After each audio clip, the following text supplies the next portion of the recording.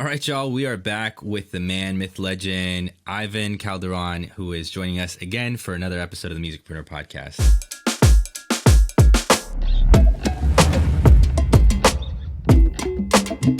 How's it going, bro? Thank you for having me back. Yeah, man. No, excited to make this a more regular routine. And behind the scenes, we're trying to figure out how this is going to work out logistically. Do we want to do reaction type-esque podcast? Do we want to really dive deep into the trenches of the music business and industry and its ups and downs, right? Because I don't think the downs are talked about as much as the ups and what it takes to really make this thing work. And again, even dealing with things like imposter syndrome and how maybe an artist like myself may not necessarily feel like I'm a full-fledged musicpreneur. So there's a lot of ground to cover, but I think this particular episode, I wasn't necessarily thinking of tackling any one of those subjects. It just happened to be that we were having really good off-camera conversation or offline conversation that just kind of fed into this. So since last time we talked, man, it's been about 2 weeks. I don't know if you have any updates on the business. I know you've been working hard on some stuff behind the scenes. But I just wanted to give you the opportunity to kind of level set. Honestly, things have been pretty much the same, just kind of working towards some of the goals that I set out earlier this year. I usually set out a list of goals every January, and I usually have a couple, but this year I've only really had one, and that is to finally put out some sort of production course. My people over at my YouTube channel, a majority of them are, or the vast majority of them are Studio One users. So I'm trying to put together this Studio One production, or at least, sort of like a introduction course to Studio One in my style, the way that I like to teach. I've been using it for the past 10 years. So I'm really pumped to bring that soon. This is probably the second time I've said it publicly, but that's just been taking up a bunch of my time, man. It's so crazy because whenever, I don't know if it's happened to you, but you know something and it gets to a point where you've done it so much, it's almost like a muscle memory. But teaching somebody what that you've done for so long, it's almost a task within itself. Because now I have to think about why do I do that? Why do I do X, Y, and Z? And how do I maybe explain that in the best way, or in a way that is clear and concise. So that's been a whole learning experience as well. So that's what's been keeping me busy. But everything's been pretty, I can't complain. What about you? Now, before we continue with the interview, I want to give a huge shout out to our sponsors, DistroKid. DistroKid has been a sponsor of the channel and the podcast since the inception of the MusicPreneur podcast. Not only have they allowed us to produce high quality interviews for you guys, but they also provide great features and benefits to DistroKid members worldwide. Now, as you may know, DistroKid has increased their prices, but it still costs less than $2 a month in order to be able to upload unlimited amounts of music and distribute worldwide. There's a ton of features available for DistroKid users, and there are some upgrades that you can choose, inclusive of syncing your lyrics on Spotify and Instagram, and having the ability to upload your music videos to places like Vivo and Apple Music Videos. So if you're not a DistroKid member already, I highly encourage you to check out DistroKid and take advantage of a discount link that I have available for you guys, distrokid.com/VIP/Nico Santana. Now, back to the podcast. Yeah, man. No, good. And we were talking offline about, kind of one of my side business ventures and how it's kind of pulled me away from the very thing that I'm trying to focus on right now. And I think that's a good angle, that you attacked 2023 from, which is I'm just going to focus on one thing, right? And dude, I have so much trouble with that. I think most entrepreneurs, I was talking to a friend of mine, especially most creatives, right? Shiny object syndrome is very, very real. Mm-hmm. And when you're not hitting goals and metrics in the timeline that you prescribe for yourself, it's so easy to jump ship or to try to get another thing going on for yourself to try to make yourself feel better. I don't know what it is, dude. I don't know if you've experienced that, 100%. But yeah, definitely. I definitely can attest to that. I think I've had my dream, my goal of making music my thing for forever. But yeah, I've definitely had little, steps along the way where you kind of look over and see what other people are doing. And you're like, well, maybe I should be, doing X, Y, and Z. But at least for me, there's definitely some value in diversifying your portfolio of income, right? but at least for me, it still comes down to just making music the thing. So whatever I can branch out of from music, I definitely do that. I think I am, and maybe I'm wrong, but just to toot my own horn a little bit, I think I'm pretty good at teaching. And I found that after I started the YouTube channel. So that's why to me this course is so important and so fun in a way. But I want it to be something that is really valuable, because I don't want it to be just another thing out there. I want people to take this and be like, I am glad I spent this money because it's come back tenfold. I'll never do anything that's, just for like a money grab.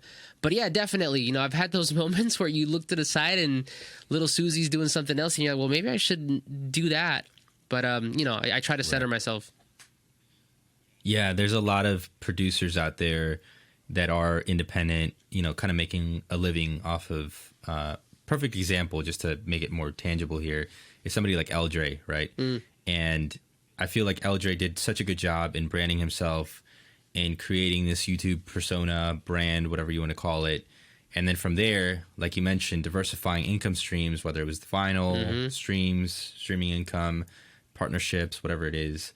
I think that's, like, to your point, I think that's okay. I think it's when you start doing the 3 different things that have absolutely nothing to do with each other, which I'm doing, by the way. So I'm like hating on myself right now. And when you see like the truest and the purest, most successful entrepreneurs, they always just focus on one thing and they execute it really, really well. And I think I think that's probably the most challenging part of any sort of business venture. I mean, would you agree? Yes, but even within like the same spectrum, it still gets hard, because when I started YouTube, I didn't start YouTube because I loved video. That's sort of a thing that has taken up my space over time. But like audio and music production has been my true love for as long as I can remember. So I think we discussed this on the last podcast, but now I'm at a point where like I'm really trying to get back home. I'm trying to grow the business and maybe move strategically in a way where I can have that be sort of like self-contained, autonomous in a way. And then I want to get back to making more music, because, and it's the right thing to do. And not to say that I'm not making music right now. I still am, but it's harder to balance both, because I'm a one-man band and I do all the recording, the editing, the research strategy, and I'm also the guy producing and mixing and being in sessions, bringing artists over. So I want to get to a point where the YouTube stuff is kind of like in line and autonomous, and I'm able to just do more music, because I'd love to be in more studio sessions. I'd love to just be putting out way more tracks. But yeah, definitely. What do you think it takes to move away from, hypothetically speaking, not saying that you have to do this, but like, what do you think it takes to move away from YouTube and doing studio sessions full time in 2023? Do you think that's doable? And is that something that you would ever consider? So here's the thing. I don't think necessarily. So the way that I framed it is, maybe I didn't mean to say that YouTube is like this evil thing that I want to get away from. I still enjoy YouTube. I just want to make it to a point where it's more like 40-60 or like 30-70, because YouTube, it still brings a ton of opportunity.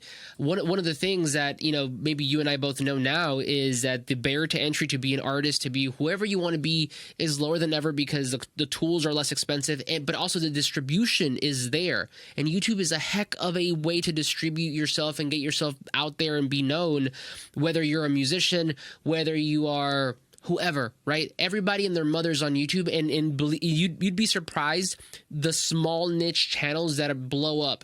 There's people who like still love Pokemon cards, and there's channels who are blowing up. So and on top of that, it's also owned by Alphabet or Google, the same company. So it's a big search engine.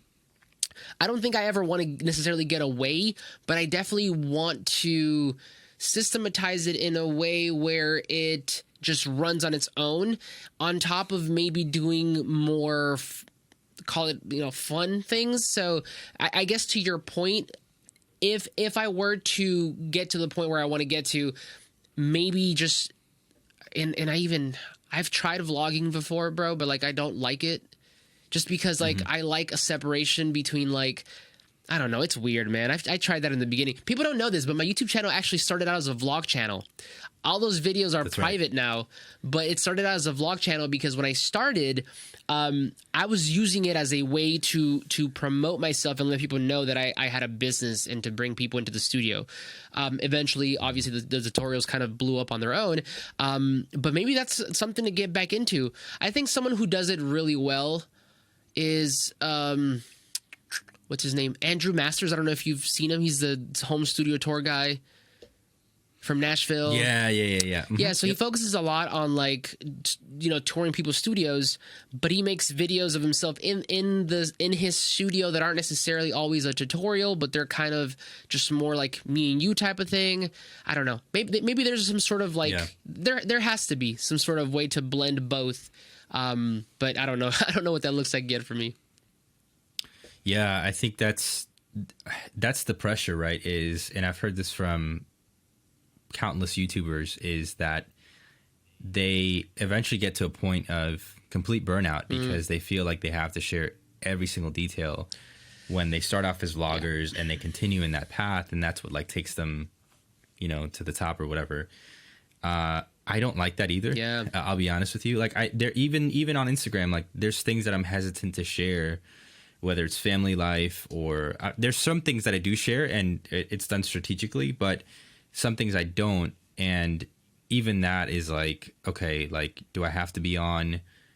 Like, I don't like the way that this setup looks, you know, and it does take away from that moment. Let me ask you, at this point in your career with the things that you do you feel like you do things because you have to or because you still enjoy them?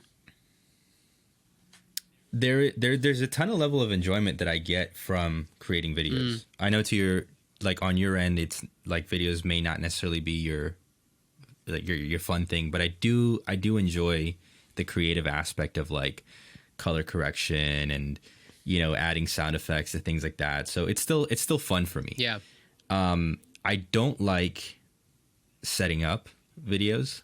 So like if I do shoot? video shoots, like I hate that. Yeah, I hate that. And I think I do a poor job at like storytelling. Like I feel like I'm more on the fly, like vlog-ish, you know, but to actually set up a good cinematic storyline type of video, it's just too much creative energy that I currently don't have. Yeah, I got you. I feel like that's another topic too, within the YouTube community. Because maybe and maybe I'm speaking from experience, I don't know. Maybe it's possible to get to a point where you're just putting things out because that's what the routine is, you know?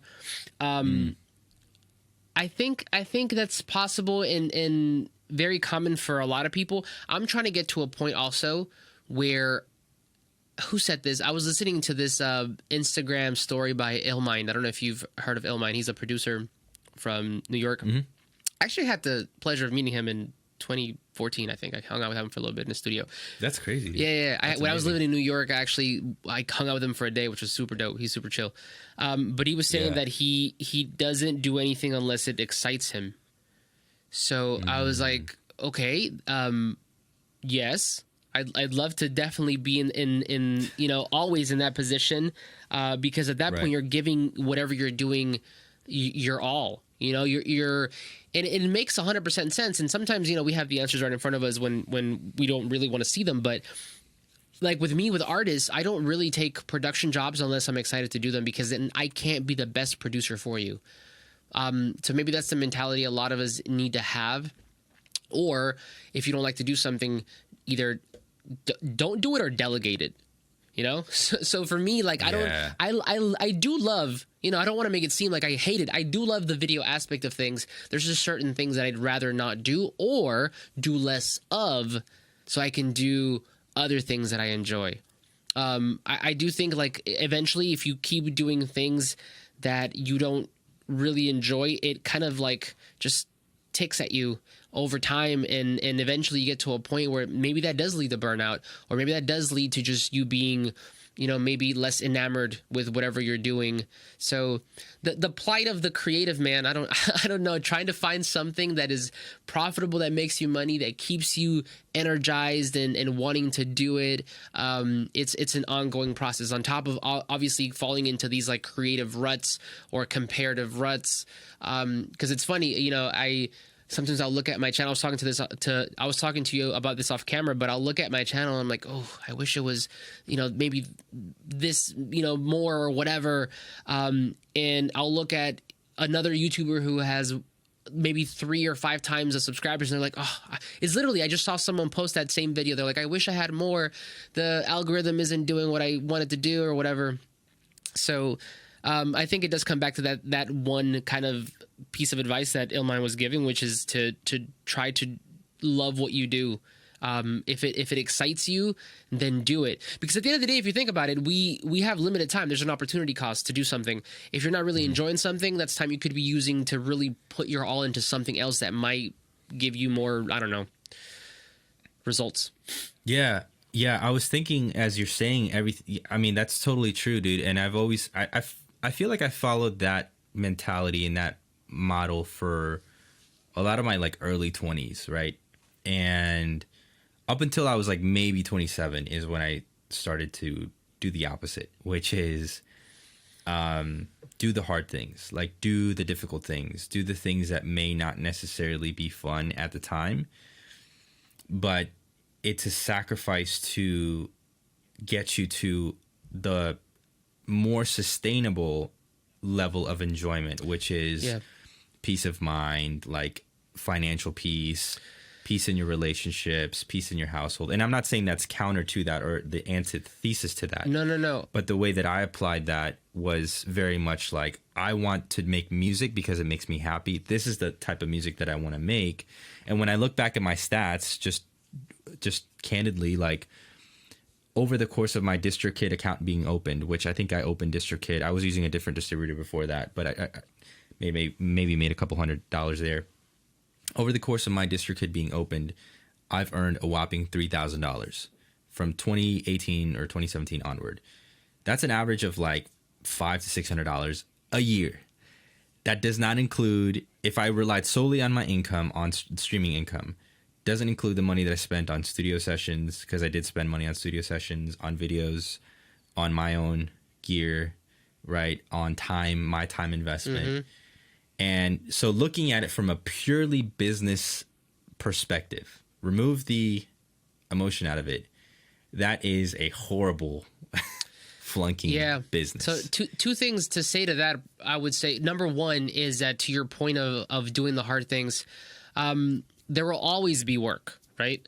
I think when I was referring to doing things that you enjoy, that doesn't always mean that things will come without work or things that you don't like. I think it's a spectrum, right? As long as most of it is enjoyable, because there's still going to be things you don't enjoy, but it makes that smaller percentage that you don't like more tolerable because you enjoy most of it. Now, to your point of like the money you've made through DistroKid, that's why it's so important to have multiple streams of income. But also, like, there's the game is kind of rigged a little bit for musicians. Like, let's be honest, you can't, unless you're pulling in like millions and millions of streams, you really can't make a living with just streams. You'd have to be doing something else, right? And I can't speak because I don't have millions of streams. I don't know. This is purely speculation. Don't kill me. But based on the conversations that we've had, based on the conversations that I have with other people, it's definitely, and like, let's not discount it either. Like $500 for music is still $500 a year. 3,000 is still 3,000. Yeah. More than some people could make, with their music. But it is in a way a little bit like sad, because you think about the what are you getting paid, like the less than a penny or something like that from like Spotify or whoever the case might be. And I know there's people who are working to pay you more, like Tidal and what have you. But yeah, it does require you to have multiple streams. So maybe you are not streams. Yeah. Streams of income, not just streams. You have your streams for music. Maybe you do something else. And I know education is a big space. A lot of people kind of get put back or put off by maybe entering the education space. But the way that it was explained to me is, as long as you're not scamming people, that's number one. Like, just do good business, right? It's not that hard. But two, some people think, well, I'm not good enough to be teaching. But see, here's the thing.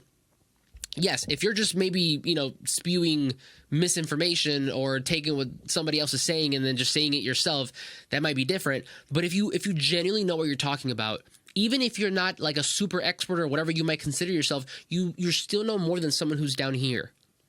Right? You're still helping somebody else. So that's the way that it was taught to me. So I don't think I'm like, a Quincy Jones or a Rick Rubin. Obviously, they're way more talented, but I know enough about what I'm talking about, and I know what I'm talking about that I can teach other people. Am I all-knowing? No, I'm always learning. I think that's the way to kind of go through life. You should never stop learning. You should try to be not the smartest person in the room. But I do think that education is a way to get some money. Crowdsourcing. So like if you have like a Patreon kind of thing, or if you're trying to be even more smart about it, I know Patreon is an easy way, but if you invest in maybe some other sites, I don't know, there's sites that let you build memberships where you can build a community. We live in the digital age, so there's a lot of ways to do it. I just kind of almost sometimes get a little mad that artists have to do so much to make a living, when the executive at Spotify or whoever, granted it's their platform, they built it, that's a whole different conversation. But you know what I mean? Like, it would not thrive without the music. So that's maybe maybe a different conversation, but no, it's so valuable, dude, because I feel like maybe this stuff isn't talked about enough. And again, this is not to sound tone deaf or anything like that, but I don't listen to a lot of music podcasts, truth be told. Like, I listen to artist stories and I listen to interviews of musicpreneur or entrepreneurs and that sort of thing. But time and time and again, to your point, I do feel like diversification of your income is literally the only way, unless you're like a Russ. Which again, I did want to touch on this real quick and kind of divert topics, but like bringing it back full circle. So I find it interesting that a lot of artists look up to somebody like Russ, and I'm trying to think of like another independent artist. Maybe, I don't know. Russ is pretty much the blueprint that a lot of independent artists are following right now that I've seen. And there's nothing wrong with that, but you're not Russ. You're not 0.01% of the independent artists. So, like it or not, to your point, Ivan, you have to learn the things that are, like you said, maybe not as enjoyable, but a part of the enjoyment of making music to make a living, which is perhaps the course creation, what is the equivalent of YouTube for you, the figuring out how to create memberships. I attribute a lot of my business success to learning how to do all those things and then selling that as a service to other businesses that could pay me 3 times the amount that I've ever made on the entirety of my DistroKid in one sitting. I mean, it's all tied to what we said the last time we spoke, right? Artists have to have a business mindset. In a world where if everything was perfect, we'd just be creating music, right? We'd be born into rich families and we'd pay people to just do all the things that we don't want to do. But, that's not how a lot of us have it. So the thing, bro, honestly, is like, yes, there's a lot of things to be frustrated about, and you can easily get stuck just on the negatives, like, oh, well, I wasn't born rich, or, oh, I don't have a record label deal or whatever. But, I learned this from one of my friends. I hold him very dearly because he teaches me a lot. His name is Lewis. He reminds me frequently to focus on your strengths and focus on like what is available. So instead of focusing on what you don't have, focus on the fact. And literally, I'm not saying this because I'm like perfect. I need to learn this every day because I'm a negative Nancy sometimes. That's my wife. But, focus on the fact that we do have tools like YouTube to distribute. Focus on the fact that we have tools like DistroKid to get your music out. Focus on the fact that you have the tools now more than ever to do whatever you need to do. Granted, I still have a lot of room to get to where I want to be, but I'm doing the thing. And sometimes you forget, Right. Sometimes you go so far in your journey, and especially if you're someone like me and you, who we're visionaries, we see the end goal and we want to maybe get there quicker. It's easy to it's easy to forget to look back and see how far you've come. And that's something that I've been trying to remind myself frequently, because in the midst of like, oh, Jesus, I didn't make the X amount that I wanted financially, but you're making Y, which is something that you wish you made 3 years ago. At the end of the day, yes, there's a lot of things that are against us, but that's just life, and life will continue to be that way because life's not fair. But I think the key to everything, maybe life in general even, is just trying to focus on whatever you do have and making the most out of it, right? Which is another thing we talked about last time. You're a lot of your life circumstances you really didn't have a say in. So you really just kind of have to focus on what you have and make the most out of it. At least that's kind of like the mindset that I'm trying to take on. And granted, like I said, I'm not perfect, because there's days where, it's easy to look at my YouTube channel and be like, oh, it hasn't grown, or like, or as much as I'd like to, and oh, I haven't been able to work on this much music. Yeah, but you've also been able to pay your bills with what you've been doing, and that's something that, it was probably like a couple months ago, I went to give like a little talk to like some of the kids in high school back in like my hometown, and I try to remember this every time that I get down. They asked me, and that was like an on the spot response, but they asked me what was like my ultimate goal, right? And at that moment I was caught off guard, because I was like, well, immediately I was like, well, yeah, to make money with music and to get to X, Y, and Z. But a lot of that was materialistic. A lot of that was kind of like what I like to call output goals, things that you really can't control. Like the subscriber count is something you can't control. You could just do the input. But what I ended up saying was if I could make little Ivan proud, that is probably like my only real goal. And then I got to thinking, well, all little Ivan wanted to do was to record music and make a living off of music. And what am I doing now? Exactly that. So it's one of those things where like you get to that point and you want more and you want more. It's all tied together. It's very complicated. There's a lot of nuances, right? To tie this back together, life will always be unfair, but you have to find ways to make it work with what you have. You focus on the positives and when you can do instead of what you can't do. A lot of things, man, but it's just life. Yeah, man. No, you said a lot there, dude. And I feel like a lot, because the music industry is so entrenched with the output goals that you mentioned you can't control. Like, you see the stardom, you see the celebrities, you see the 0.01% Russ, all the, the Drakes, the whatever, right? And so it's so, at least for me and maybe for you as well, it was so easy as a migrant kid, lower middle class, to look at something as cool, as hip, as trendy, as an artist, as a producer. And because music made you feel good, then you felt like, oh, this is the path to, and I know we've talked about this before, to the American dream, right? Which is essentially financial freedom, right? And thriving and having the nice things that you can't have back in your home country. And I do feel like that is ingrained in you and me specifically, but then I think at the larger context of a lot of kids who grow up in the hood, in the projects, like, it's the same thing, right? But to your point about like not having everything handed to you, I think it's so cool because you can look back and say like, look at what I've accomplished in being able to, beat the odds, right? I come from this small city in Florida as an immigrant, Hispanic kid. And here I am, like, living out the dream that most people would put on their, elementary, middle school, and maybe even high school. Like, what do I want to be when I grow up?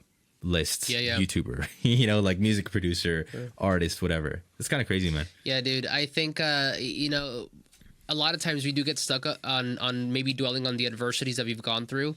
But I do genuinely think they made us the people who we are today. And for a lot of us, and I'm not saying that I wish I had those adversities, or, I wish that on anybody. I don't. But a lot of times it's getting over that obstacle that teaches you that lesson to prepare you for the rest of your life, because it's like building it's like if you play guitar, it hurts at first, but you build those calluses, and eventually holding that bar chord doesn't hurt anymore. So yeah, I think, you know, it's like we share that in common where we're two immigrant kids just trying to do better. But yeah, it's definitely also easy as you progress to be dissatisfied with what you have. But like I said, we have to remember how far we've come. It's a balance between contentment and I think there's a healthy level of ambition that you can have. Like I think unrestrained ambition is bad, personally speaking. I'm not saying that. No, I agree 100%. But I also feel like ambition can help us continue to strive to be 1% better, right? And maybe you have goals that are not the purest. Maybe it's, and when I say impure, I mean like materialistic, right? Like that once you get there, you don't feel fulfilled, because our natural inclination as most human beings aren't just the materialistic things, but it's like beyond that, right? But maybe that's like what drives you initially, and like you hit that milestone and then you realize like, I still want more. You know, like I've heard time and time and again, like athletes that specifically like athletes that are able to achieve like world championship statuses, trophies, that sort of thing. And it's like, then I achieved it, then what? Because that's the highest accolade you can get. Like none of us will get there. The very small fraction of people, and they still feel as empty as we may. 100%. Which is interesting. Yeah, it is definitely that balance. You know, one of the things that I've had a really tough time with for as long as I can remember, because being this immigrant kid who's had visions and desires of more, you're always focused on that next target. And with the help of my wife, because she literally is like the best thing ever. She's my rock and my anchor. But I've been trying to find a way to enjoy what I have and where I am while still looking forward to wherever I'm trying to get to. Kind of like that healthy level of ambition that you were talking about. Because if you think about it, there is no finish line. There is just, because that, in a way, if you, I don't know if you're spiritual or whatever, but it kind of just focuses just being in the future, like not being present. The only thing that's real is the present. So there is no finish line, no end goal. There's just the journey. Because, you know, and there's a psychological like a concept. I'm not quite well versed on it, but there is a whole concept behind kind of adapting to your environment. So once you do get to that point, that becomes your new normal, your new baseline, right? So once, I'm sure those athletes that you speak about, once they got to that point and they got that Lamborghini, that became the baseline. So like, what next? Now I'm kind of, you know, what's the word? Desensitized in a way, like that doesn't really bring me the level of enjoyment. So I'm also trying to every day learn to be content with what I have while still aiming for where I'm trying to get to. And then two, believe it or not, disassociating myself from my work. And I know this is hard, right? Because a lot of people here in the West, we have this, we identify, right? When someone asks you, like, what do you do? Because it's an easy icebreaker question. You're like, oh, I'm a physical therapist, or I'm a music producer, or whatever. You look at people's Instagram bios. What do you see on their, you know, music producer, or whatever the case might be? I'm trying to disassociate from my work in a healthy way. Because at the end of the day, like, that's still who I am. That's still what consumes a lot of my life, because we all have to work. But at the end of the day, I have to remember that I'm still a human. I'm still a son. I'm still a brother. I'm still a husband. One day I'll be a father. And these are the things that really matter, because, yes, you know, reaching your goal of being self-sufficient with your passion, like with music, it's a huge accomplishment. But there's also other things that matter a lot, like your family, like being healthy. Right. So I try to step outside, touch some grass, as you know, as we say sometimes, to kind of just ground myself, because it's easy to get caught up in the goals. And again, not to say that they're bad. I think, like you said, measured ambition is really the key. But yeah, man, I also have to remind myself that it's goals and productivity and all of this is not everything. There's also a life to be enjoyed. Yeah, and it's so true, dude. I think I know you touched a little bit on like relationships, and I feel like when I became a father, and I've heard this from a lot of guys, specifically because I can't relate to motherhood. It's different, right? But when you become a father, like the goals shift, right? Your purpose shifts. It shifts from inward to outward. Like, what is fulfilling for me versus like what is for the good of my son or daughter. And then eventually it becomes it goes from micro to macro, because now you want to create an environment for them, whether it's communally, like with your spouse as a family, then it's outside of your home, like the 10 families that you hang out with. Then it's like, maybe if you belong to a church community or some sort of like other like larger macro community, right? So like you start to want to impact their world in a more positive way. And then I think to that end, because it removes the factor of being self-consumed and self-absorbed to, at least for me, it did. Like, not saying that that's what other people are. It then broadens the scope of what you find to be valuable and what you find to be fulfilling. And again, to me, that shifted my mentality from wanting to make music because it made me happy to wanting to do the right things in order to make my son happy and proud of me, and like his superhero. And so it's so cool that you mentioned that, like, I want to do the things that make little Ivan proud of where I am today. And the tangible aspect of that is typically like a nephew, a son, somebody close to your family, and they're looking up to you and you're like, wow, like I'm doing it. I'm providing for them, protecting, leading them, and then being able to pivot to meet the needs of my kids. And I know we talked a little bit about this last time in the previous podcast. So I guess the theme of this episode is, it's okay, take your time. We all struggle with trying to make this, and even if you see someone maybe like me, I don't know, I don't think I'm like the greatest ever, but someone who's maybe steps ahead of you, everybody's still struggling. Everybody still deals with imposter syndrome. Everybody deals with comparison. Everybody deals with trying to balance life, and we're all just trying. But you're not alone.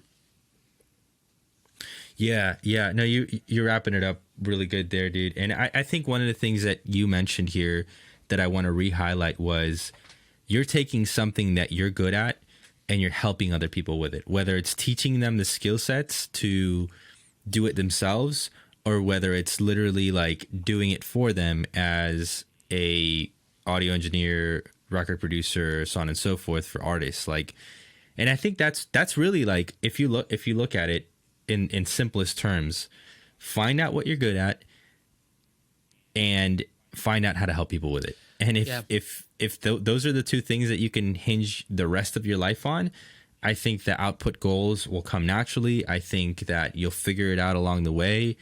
I think sometimes we do tend to overcomplicate it. I know I do. Yeah, man.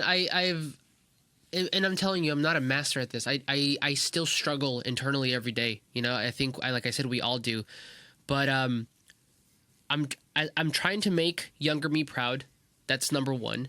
Number two, like you said, a lot of it is helping other people. I genuinely do care about. I love teaching things, but I love helping people. When I get messages of like, oh, I've been able to produce a song because of what I heard in your videos or whatever, that to me is the ultimate compliment. So yeah, focusing on the things that really matter, making a difference, whether it's in your own life or other people's lives, I think is really the truest metric of success. Maybe, I don't know. Yeah, it sounds like, dude, it's so cool, because I feel like the previous episode, the previous conversation that we had was so much about like find out like what you really want to do, like find out what you really want to do. And then this is so much about like the why, right? The why behind it. Is it to serve other people, make yourself proud, make your younger self proud? Yep. Like, there's so much to that. And I think that the road to like within entrepreneurship, and to your point about it being an ongoing journey, is so much of a journey of self-discovery. And I think that's the cool part is, as creatives, as producers, artists, like we have the gift of self-expression. And when you start to put words to that, music to that, videos to that, visuals to that, now you're resonating with people who don't have the capacity or the capability, the talent or the desire or will to express that for themselves. And then you're able to resonate with people, and you'll be perplexed to find out that so many people actually feel like how you feel, and you're able to express it the best. 100%. And you know, to touch on your point, it's funny because you just reminded me of a book that I read called The Go-Giver. 100% recommended for any business owner. But the gist of that book, just to kind of give you guys a little synopsis, is to be a giving, not only business in this sense, but just a person, because that makes you magnetic, right? Whether it be in forms of information, or maybe you're just a generous person. Just be generous. Be a generous business. Be a generous person, because being in service of others and helping others and improving, making a difference in other people's lives, I think is the ultimate, I don't know, purpose of life, you know, just helping each other out. It makes you feel good, and it helps other people, right? And that comes back to you tenfold. Because if you're that kind of person who is super generous and you're always thinking of them before you, eventually that comes back, you know, whether that's more clients, word of mouth, they start to speak about how great of a session they had with you because you just went above and beyond and you did X amount of thing. Or if you're on YouTube, in my case, I try to every single time, you know, I don't really sell things on my YouTube channel. I mean, I do have like templates and stuff that are in my description, but the point of every video is to make sure you learn something. I'm just giving something for free without any expectation. So 100%. Yeah, definitely. That's huge, man. That's huge. Well, I feel like we covered a wide range of topics, and I feel like kind of just hinging on, you know, the why and having a giver's mentality, having gratitude. I think those are things that any person, musician or not specifically, like can really think through and help navigate or I don't know, find a better course for their life regardless of where they are, because I think like those things are internal things that you can implement today and that will help you out in the long run. So I appreciate you, man. I don't know if there's any last words that you want to give to the public, because I'm sure we could go on for hours on multiple topics. Bro. We have, like this is a good place to stop. we usually have these conversations for hours and hours. You guys don't even know. Honestly, you know, focus on what really matters. Don't get too caught up. Obviously, have a healthy amount of ambition. Just kind of wrapping things up. But focus on the things that also matter. You know, focus on the progress you've made. Don't forget to look back. Sometimes we do. And I would say, just to give you a practical thing, touching back on what we said, output goals are things that you can't control. I can't control how many subscribers I have or how many people subscribe. What I can control is how many videos I put out, right? That's an input type goal. What I can control is like my consistency. So if to give a more practical kind of approach to everything we've talked about, focus on the things that matter, yes, but when it gets down to time to doing the work, input goals. Things that you can actually control, not the outward-facing stuff. You can't control all those metrics, but you can control how hard you work and what you do. Yeah, no, you said it, man. And I had a same conversation with a friend of mine this weekend, and you know, I think that's the hardest part for any creative, is we're so focused on the output goal that as soon as we don't get it, which is very early on, we stop putting in the work, the input goals, right? We don't measure those. But you said it better than I did. So I appreciate you, Ivan, man. I think this is a wrap for this episode. And be on the lookout for any follow-up episodes with Ivan. I'm sure we'll be making a couple more of these this year. Yeah. So if you'd like to be a part of a community of musicians and creatives that want to take their music business to the next level, I highly encourage you to check out our Patreon community, patreon.com/Nico Santana. Please select the MusicPreneur tier. We also have some amazing resources for you guys that are trying to monetize your brand but don't quite know how to start. This is available on the MusicPreneur Academy. Check it out, link in the description below. If you'd like to see another MusicPreneur interview, check it out here. Please don't forget to subscribe to our YouTube channel, share it with a friend. Much love and happy music making. Peace.